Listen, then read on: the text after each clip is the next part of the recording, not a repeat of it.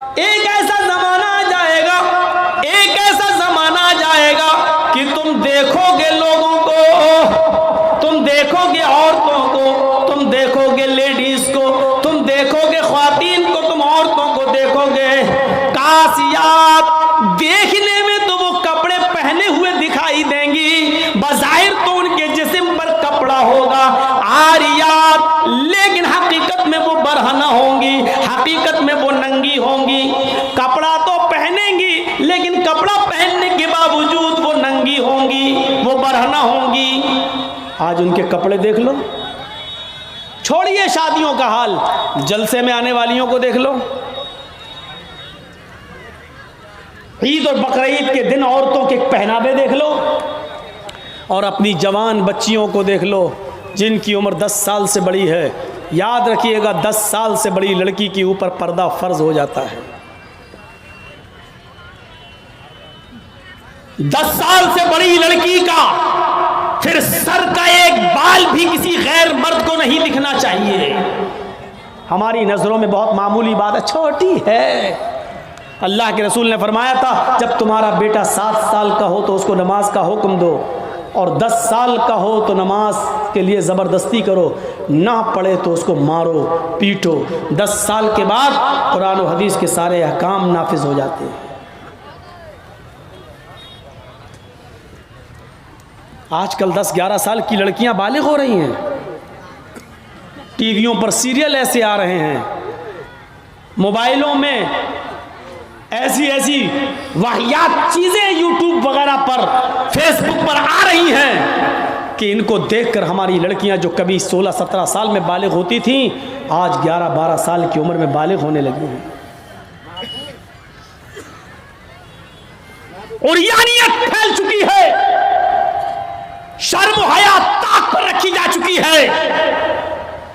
वरना तसव्वुर कीजिए, एक कपड़ा जो जिस्म से चिपका हो, आपके पैरों से चिपका हुआ हो, और वो कपड़ा आपके घुटने और रान से होते हुए आपकी कमर तक आए, जिसको आप लेगी कहें, और इसके ऊपर एक कुर्ती पहन ली जाए, और इस तरीके से मार्केट में, बाजार में शॉपिंग की जाए, ऐसी औरत को आपकी नजर में फैशन परस्त कहा जा सकता है, लेकिन मुहम्मदुर रसूलुल्लाह की नजर में ये लड़की, ये औरत नंगी है, नंगी है, नंगी है। ये कपड़े है भैया, जिसको जाना हो जल्दी जाओ यहां से, और जिसको उठना हो भी उठ जाओ। ड्रामा करके रख लिया है, और भी अभी जिसको जाना हो चले जाओ, बाद में मैं नहीं उड़ने दूंगा, चाहे पेशाब यही निकल जाए। जाइए अभी निकल जाइए जिसको जाना हो। आरियात हमारी नजरों में फैशन परस्त हैं, लेकिन अल्लाह के रसूल ने ऐसी औरतों को क्या कहा? नंगी। मैंने नहीं कहा है, पूछो इन उलमा से आरियात का मतलब क्या होता है। कासियात कपड़े पहनेंगी, आरियात लेकिन नंगी होंगी। ऐसी औरतों के बारे में कहा है नंगी होंगी। ये हाफ आस्तीनों के कपड़े यहां चल रही है, ये खुला हुआ है। साड़ियां चल रही तो ऐसी कि यहां तक का ब्लाउज पहने हुए हैं, ये खुला है, पेट खुला हुआ है।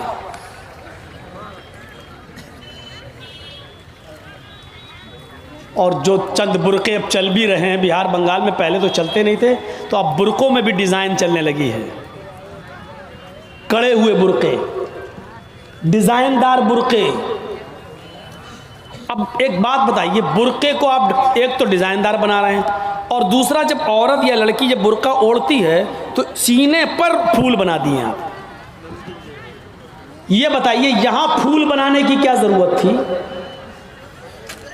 जब वो पहनती है तो फूल सीने पर, और वो लड़की ने ये बुरका खरीदा क्यों? इसका मतलब क्या है कि वो भी इसलिए खरीद रही है ताकि मेरे फूलों पर नजर। ये सुनना पड़ेगा, तुम्हें नहीं, तुम्हारे बाप को भी सुनना पड़ेगा।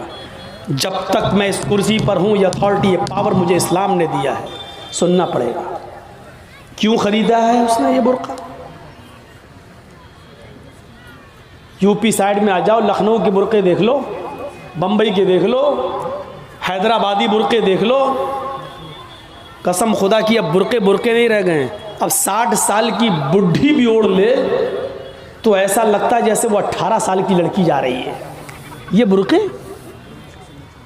एक बार सच्चा वाकया है, 60, 65, 70 साल की बुढ़िया ऐसा ही बुरका ओढ़ के चेहरा छुपा के जा रही थी धीरे धीरे।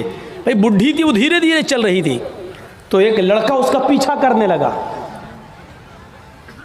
20-22 साल का लड़का उस बुढ़ी का पीछा करने लगा, क्योंकि जो सोचने लगा बुरका इतना खूबसूरत है तो बुरके के अंदर कितना खूबसूरत माल होगा, बुरके वाली कैसी होगी, उसका पीछा करने लगा।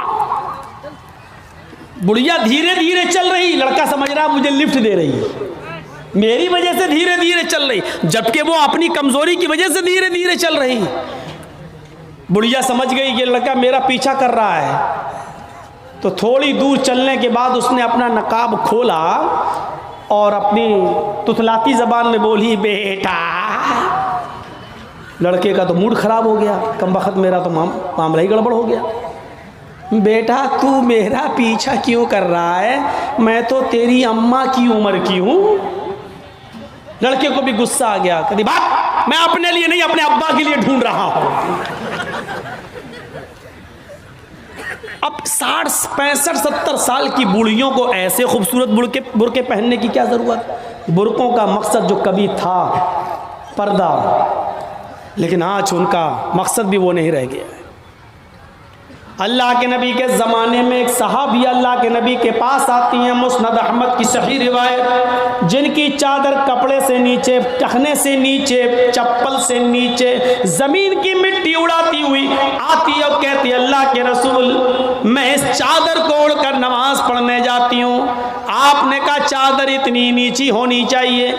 उसने कहा अल्लाह के नबी कभी कभी ज़मीन पर पेशाब व पायखाना पड़ा होता है, गंदगी पड़ी होती है, तो क्या मैं थोड़ी सी ऊपर करके पायखाना गंदगी को क्रॉस करके आगे निकल जाऊं। आपने कहा नहीं, दाएं से निकल जा, बाएं से निकल जा। कहने लगी दाएं भी मर्द बैठे होते हैं, बाएं भी मर्द बैठे होते हैं, मुझे उसी गंदगी के ऊपर से निकलना है। अल्लाह के रसूल इजाजत दे दीजिए, मैं थोड़ा सा ऊपर कर लूं और निकल जाऊं, उसके बाद नीचे कर लूंगा। जब गंदगी को क्रॉस कर लूंगी तो चादर में नीचे कर लूंगी। अल्लाह के नबी कहते हैं अगर मर्द दाएं बैठे हैं, बाएं बैठे हैं, तो तू उसी गंदगी के ऊपर से निकल जा। कहने लगी अल्लाह के रसूल वो गंदगी मेरी चादर में लग जाएगी, आप मुझे ऊपर उठाने की इजाजत नहीं दे रहे हैं। टखने से ऊपर, चप्पल से ऊपर चादर उठाने की इजाजत क्यों नहीं दे देते हैं। आपने कहा नहीं, चादर उठाने की इजाजत, चप्पल से भी ऊपर चादर उठाने की इजाजत नहीं दूंगा। कहा अल्लाह के रसूल फिर उस चादर में पेशाब और पायखाना लग जाएगा। आपने कहा लग जाने दे।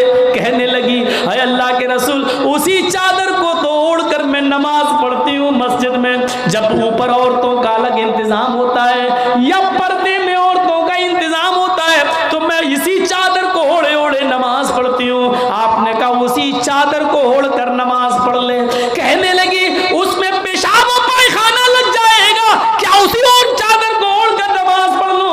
आपने फरमाया हाँ आए औरत, जब पेशाब और पायखाना तेरी चादर में लगेगा, जब तू आगे बढ़ेगी तो तेरी चादर जमीन पर पड़ी हुई मिट्टी से रगड़ खाएगी, क्योंकि तेरी चादर नीचे है। जब पेशाब और पायखाना उसमें भर जाएगा, जब तू आगे बढ़ेगी तो जमीन पर पड़ी हुई मिट्टी पर तेरी चादर रगड़ खाएगी, और जमीन पर पड़ी हुई मिट्टी से रगड़ने की वजह से जमीन की पाक मिट्टी तेरी चादर को पाक कर देगी। लेकिन तुझे चादर उठाने की इजाजत नहीं, उसी चादर में तू नमाज पढ़ ले।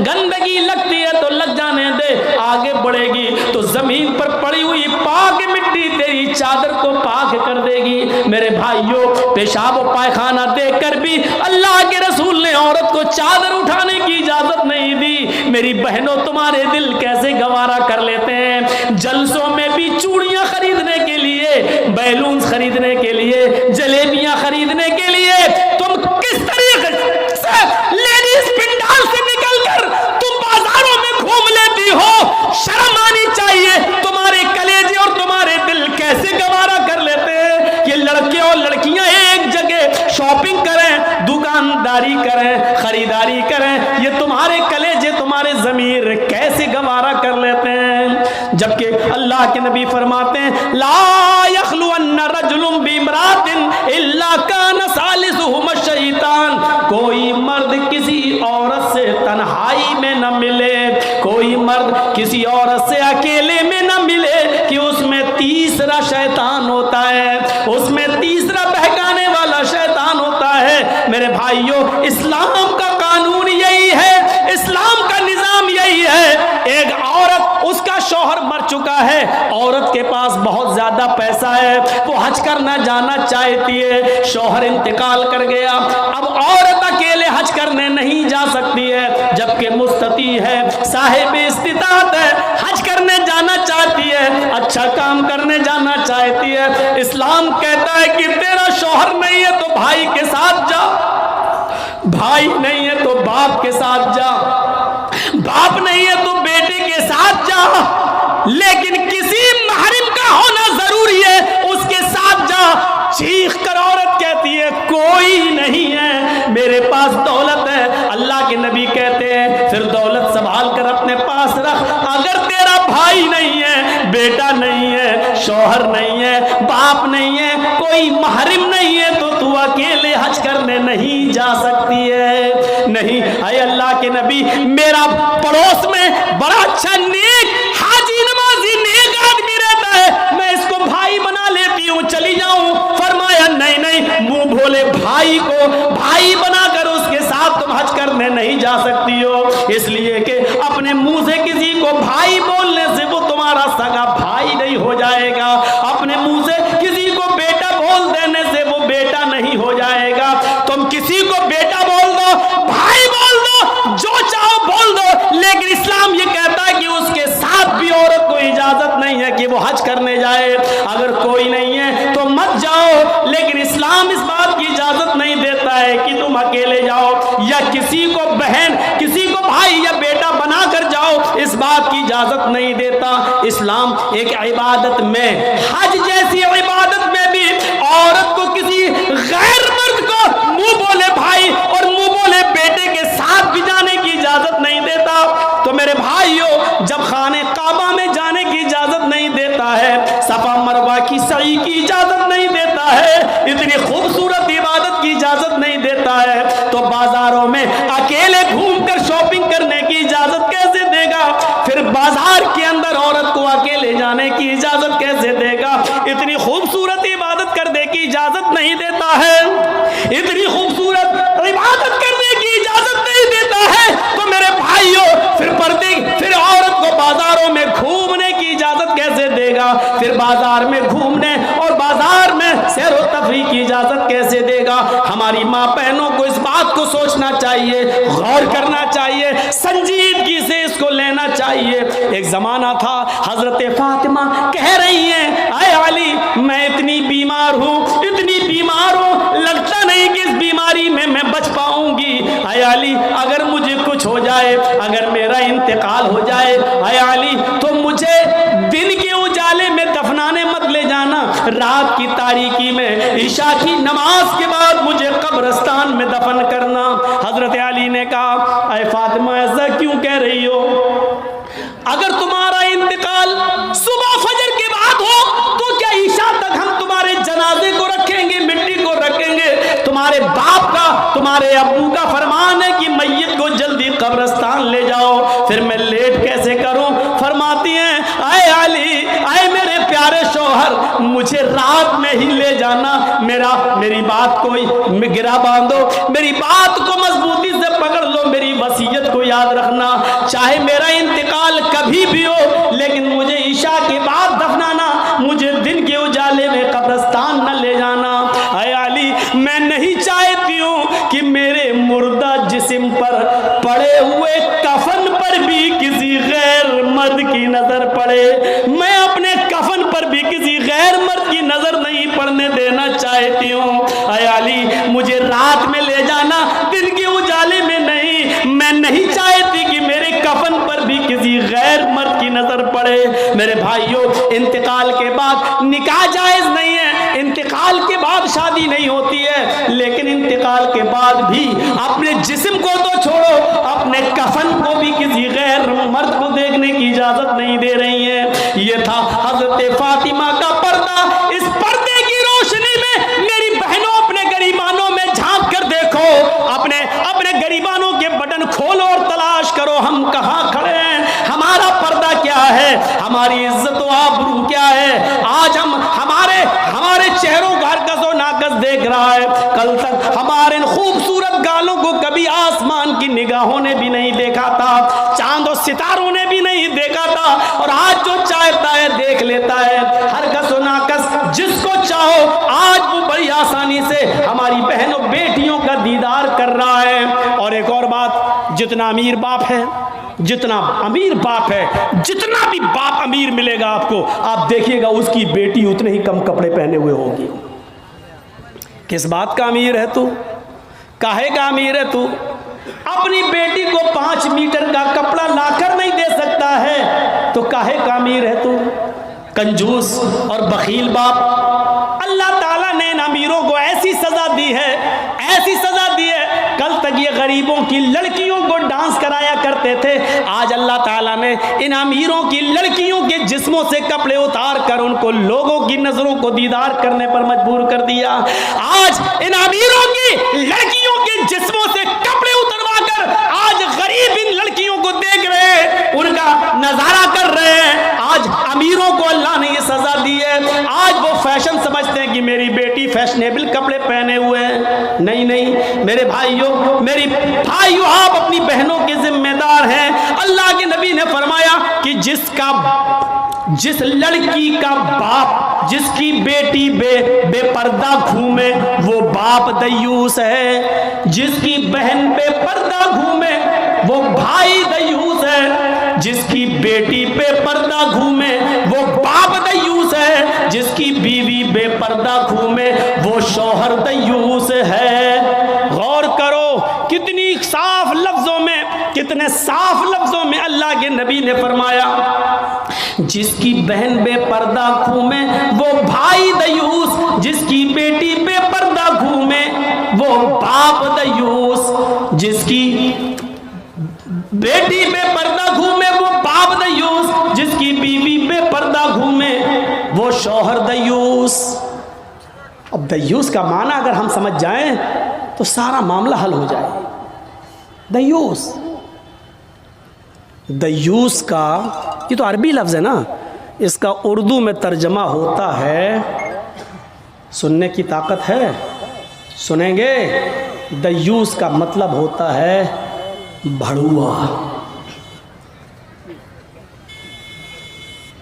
और भड़ुआ किसको कहते हैं बताने की ज़रूरत नहीं, जानते होंगे।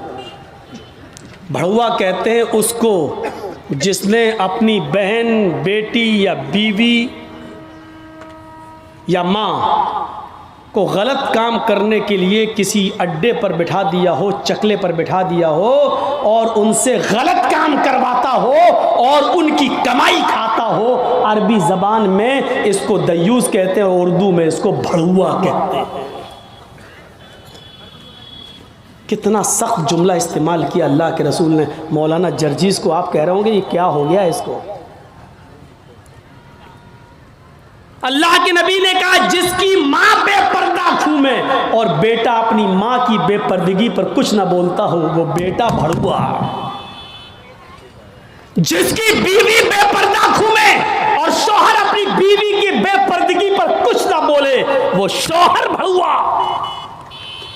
जिसकी बहन बेपर्दा घूमे और वो भाई अपनी बहन की बेपर्दगी पर खामोश रहे वो भाई भड़ुआ।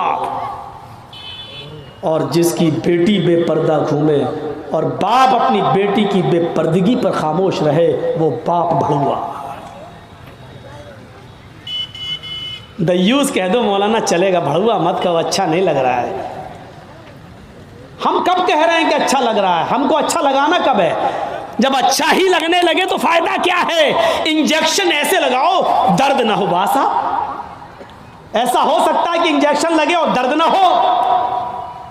इंजेक्शन भी लगवाना चाहते हो और दर्द भी नहीं चाहते हो, तब तो होम्योपैथिक दवा ले लो, मीठी गोलियां खा लो जो मरने के बाद फायदा करती है।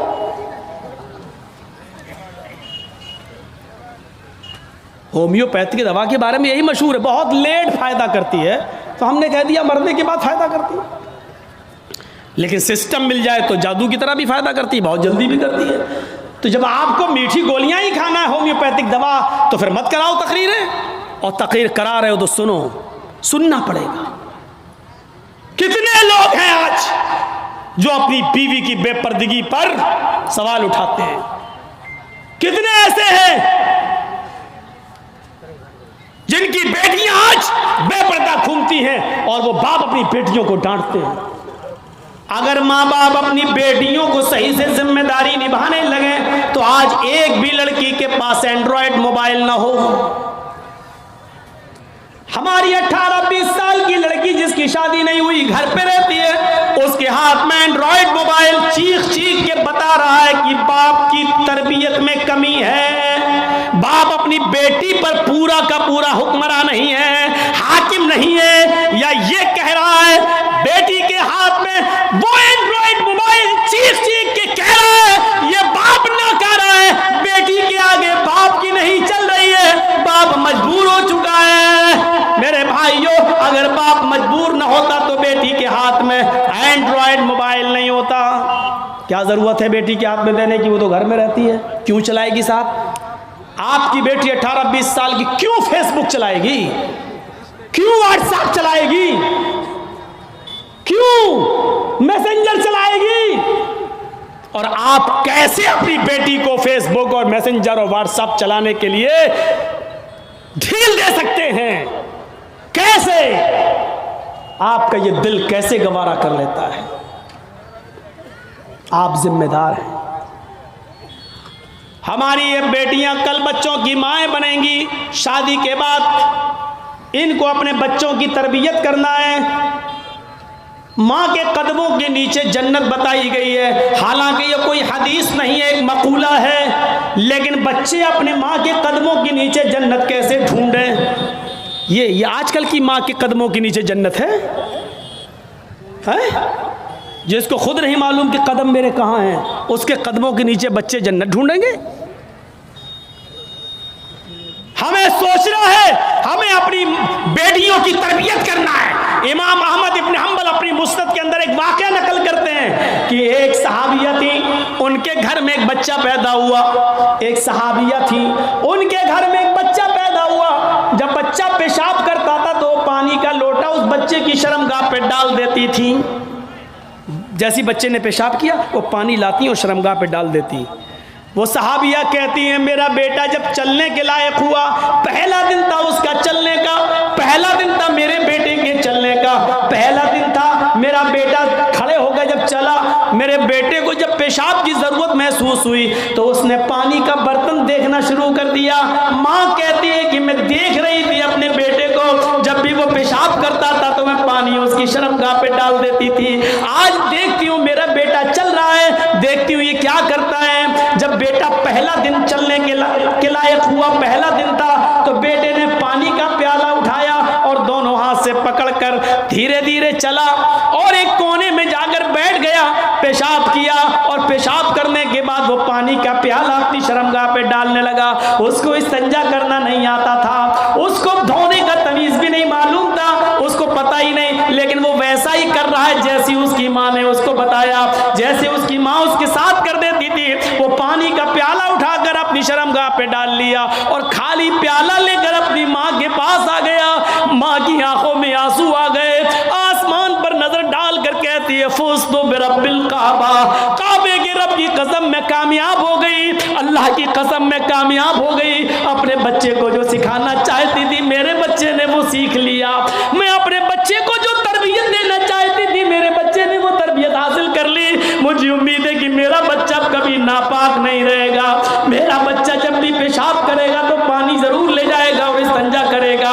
उस जमाने की माएं अपने बच्चों को बचपन से ये आदतें डलवाती थी, और आजकल की माँ देख लो अपने बच्चे का अंडरवियर नेकर उतार कर कहती बेटा यहाँ खड़े होकर पेशाब कर ले। ये माएं अपने बच्चों को क्या तरबियत देंगी? जबकि नेपोलियन ने कहा था कि mother's lap is first college for children, माँ की गोद ये बच्चे का पहला मदरसा होती है।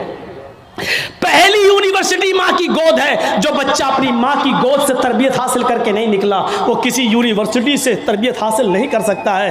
आज भी देख लो, किशनगंज में भी यूनिवर्सिटियां होंगी, किशनगंज में भी कॉलेज होंगे, उस कॉलेज से बीए, एमए, पीएचडी, एमबीबीएस और एमडी की डिग्री लेकर निकलने वाले बच्चों की तादाद भी बहुत होगी।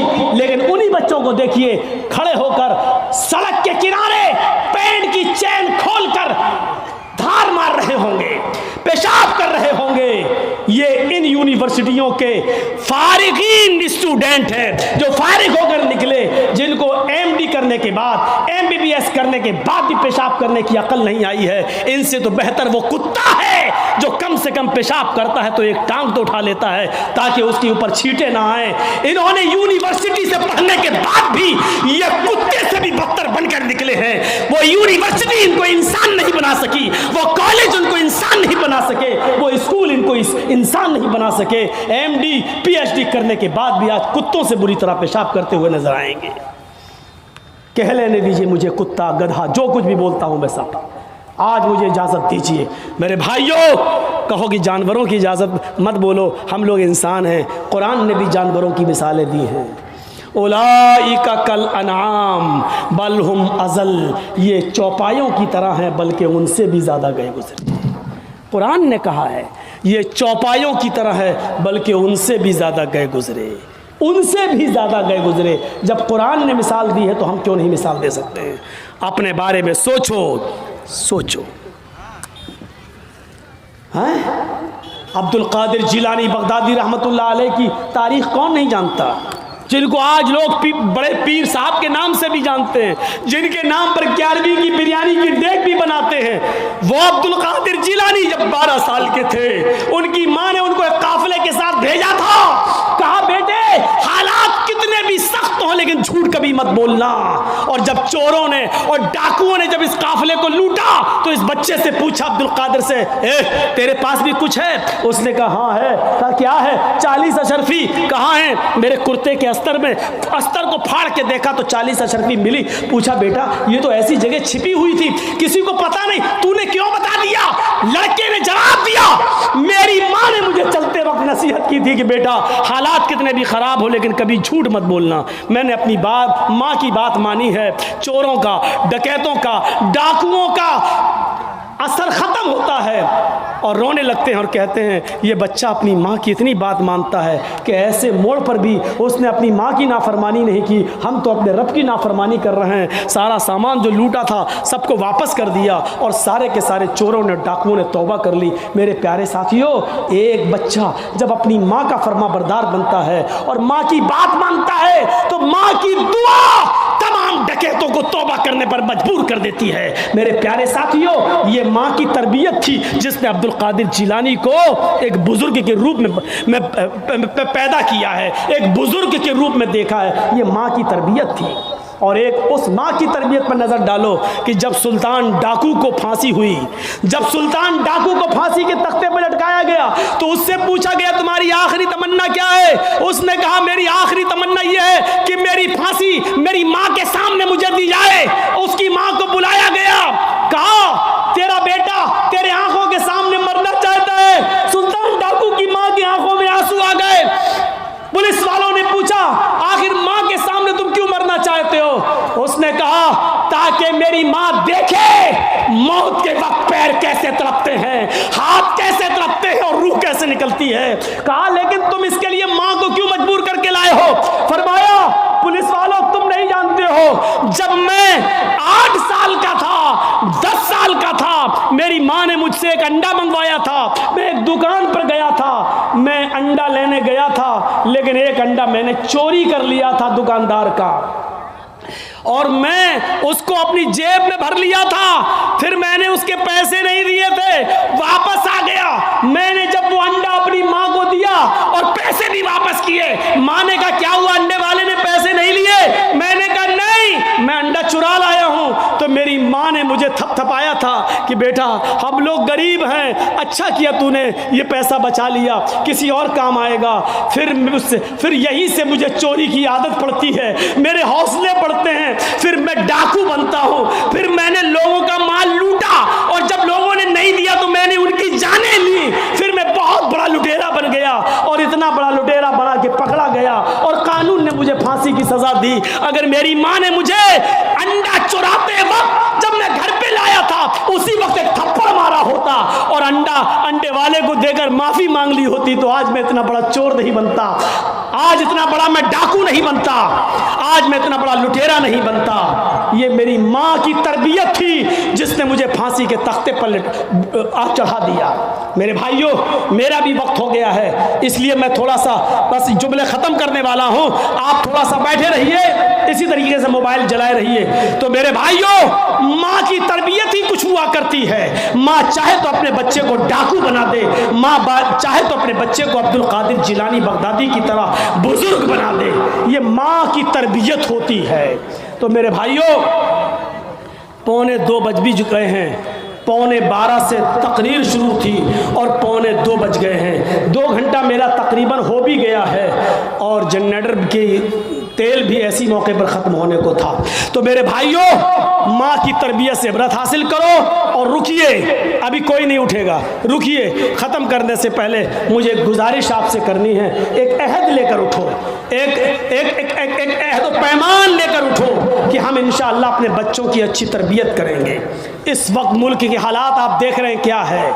इस वक्त यूपी के चुनाव को जीतने के लिए अब अयोध्या और ये सारी बातें की जाने लगी हैं और अब मथुरा वाली बातें भी आने लगी हैं सामने।